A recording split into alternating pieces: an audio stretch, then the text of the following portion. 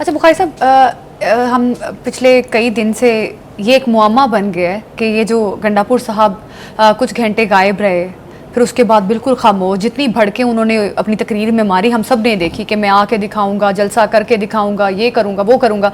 तो ये जो पुरस्कार खामोशी थी, सबने जवाब मांगा कि कहाँ पे थे, किधर थे, किनके पास थे, मैं मीटिंग कर रहा था और सिक्योरिटी इशूज़ पर ये सारी चीज़ें। तो उनको चाहिए था वो आते बताते कि हाँ मैं इस जगह पे था। और देखिए, अगर तो वो जगह वही है जो हम समझते हैं, हाँ। या जो हमारे जहनों में है, तो उसकी तफसीलात बयान नहीं की जाती होती। आप समझ नहीं है ना? अगर सपोजिटली अगर उनका इंटरेक्शन हुआ है सिक्योरिटी एजेंसीज के साथ, सिक्योरिटी इदारों के साथ, और उन्होंने कहा है कि ये फलां फलां चीज़ और फलां फलां इश्यूज़ के ऊपर ये रेड लाइंस हैं, ये क्रॉस नहीं होनी चाहिए, तो वो ये थोड़ी बताएंगे कि मुझे बुला के उन्होंने ये कहा है। बड़ी कोशिश की, वहाँ जितने भी लीडर जो मौजूद थे, जो कोर कमेटी का इजलास हुआ वहाँ, उसमें उन्होंने कोशिश की दरियाफ्त करने की कि भाई साहब आप कहाँ थे।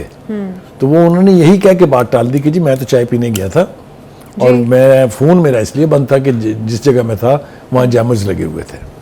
हैविंग सेड दैट, मेरे ख्याल से जितनी इस वक्त पॉलिटिकल पोलराइजेशन हो गई हुई है, ख़ास तौर से जो पार्लियामेंट के अंदर हमने देखा है, कल और परसों 2 दिन जिस तरह की तकारीर हुई है वहाँ पर, जो लबो लहजा इख्तियार किया गया पीटीआई की तरफ से और जो लबो लहजा इख्तियार किया गया हुकूमत की तरफ से, हत्ता के पीपल्स पार्टी के चेयरमैन जो हैं बिलावल भुट्टो जरदारी साहब, उन्होंने भी तकरीर की, बहुत सेंसिबल तकरीर थी उसकी, लेकिन उन्होंने भी यही कहा, मशवरा दिया ये कि देखिए एक हद को क्रॉस ना करें, अगर आप हद क्रॉस करेंगे तो आप भी बानी पीटीआई की तरह, न सिर्फ आप बल्कि हम भी जेल में होंगे।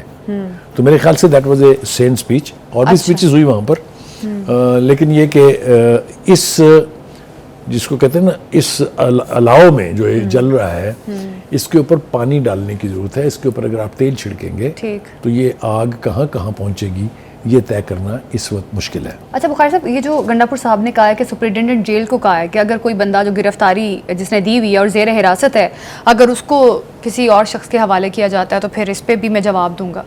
देखिए ये गिदड़ भभकिया है, ये ज़ेब दास्तान है। तो ना वो ये बता रहे हैं कि किस सुपरिटेंडेंट को कहा है उन्होंने, ना वो ये बता रहे हैं किसको ये सुपुर्द करेंगे। तो जो हवा में फायर करना होता है ना, उसको मेरे ख्याल से जेर बहस लाने की जरूरत नहीं है।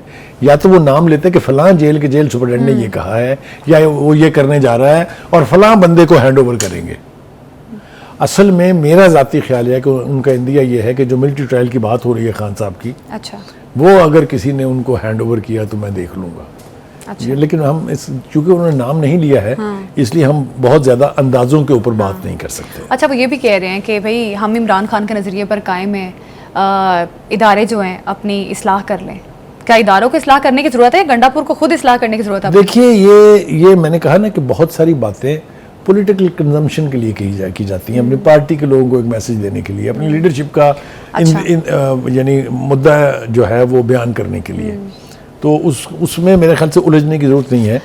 ये इस तरह के बयानबाजी होती रहती है, लेकिन असल बात यह है कि क्या पीटीआई और जो स्टेक होल्डर्स हैं उनके बीच कहीं बर्फ़ पिघल रही है, कहीं कुछ रास्ता निकल रहा है, क्या कोई बैकडोर डिप्लोमेसी हो रही है?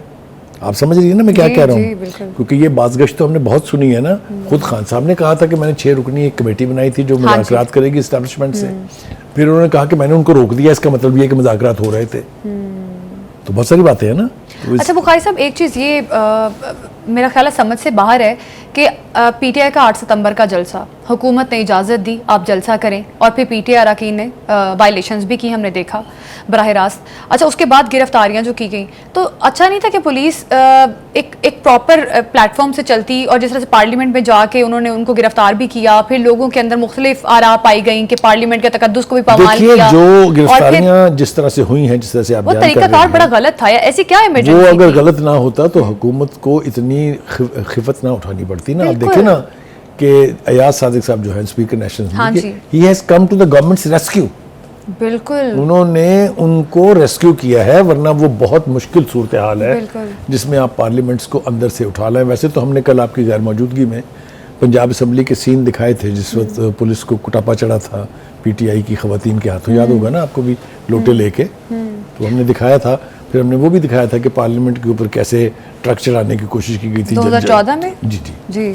तो ये होता यही है कि जो मैं करूं वो ठीक है, जो कोई दूसरा करे वो गलत है। ये तो माजी की गलती है ना, इनको दोहराया नहीं जाना चाहिए, क्योंकि ये आगे एक गलत जो है ट्रेडिशन कायम होगा और जिसके ज़ेरे अताब बहुत सारे लोग आएंगे।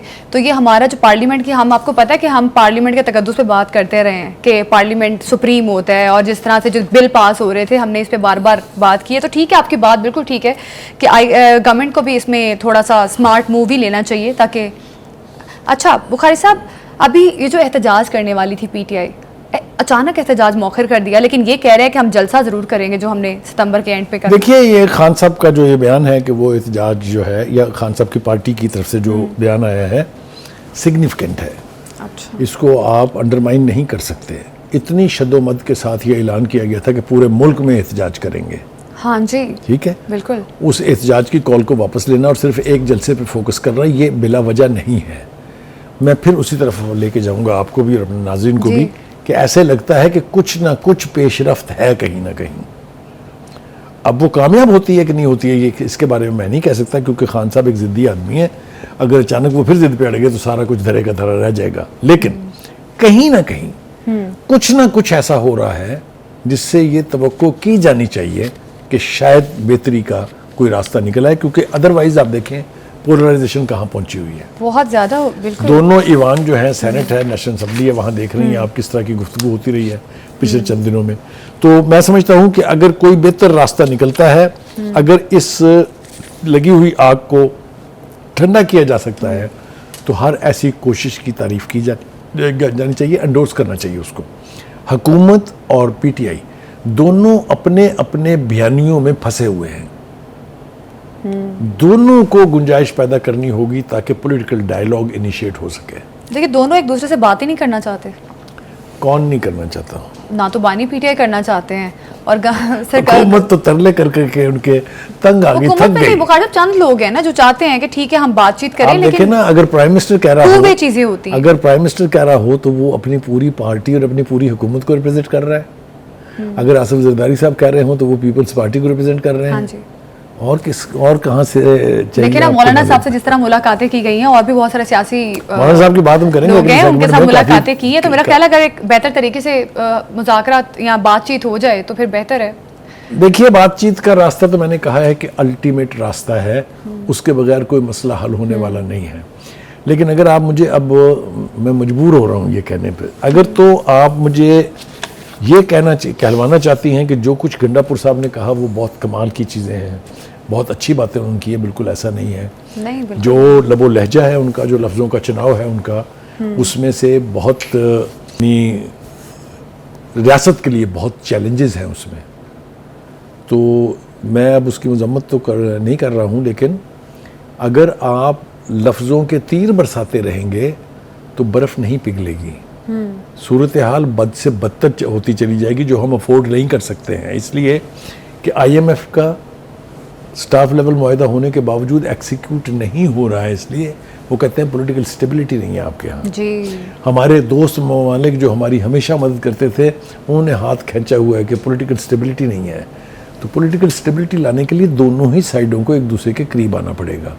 अगर नहीं आएंगे तो बहुत नुकसान होगा। अच्छा बुखारी साहब, ये जो गंडापुर साहब का रवैया है, जिस तरह से पहले इनको CM लगाया गया KP का, तभी बड़ी क्रिटिसिज्म आया, आपको पता है कि PTI पर और बानी PTI पर। तो बुखारी साहब, अब आपको क्या लगता है कि ये जिस तरह से गंडापुर साहब चल रहे हैं, क्या अपनी CM-शिप की रिटेन करेंगे आगे ज़्यादा अरसा? आपको लगता है कि उनको ये बात बहुत अच्छी तरह से पता है कि मेरी CM-शिप जो है वो ना पार्टी के लोगों की वजह से है, ना मेरी मकबूलियत की वजह से है, सिर्फ खान साहब की खुशनुदी की वजह से है। और वो समझते हैं कि जब तक वो खान साहब को खुश रख सकते हैं, उनके चीफ मिनिस्ट्री को कोई खतरा नहीं है। अच्छा, तो खान साहब को क्या फायदा हो रहा है? क्योंकि खान साहब पे भी क्रिटिसिज्म आ रहा है। खान साहब क्रिटिसिज्म की तो खान साहब परवाह नहीं करते हैं ना, उनको इससे फर्क नहीं पड़ता कि उनके ऊपर क्या क्रिटिसिज्म हो रहा है। आप देखें ना, जब से वो जेल में क्रिटिसिज्म नहीं हो रहा है ना, तो he is not pushed, he is not bothered about it.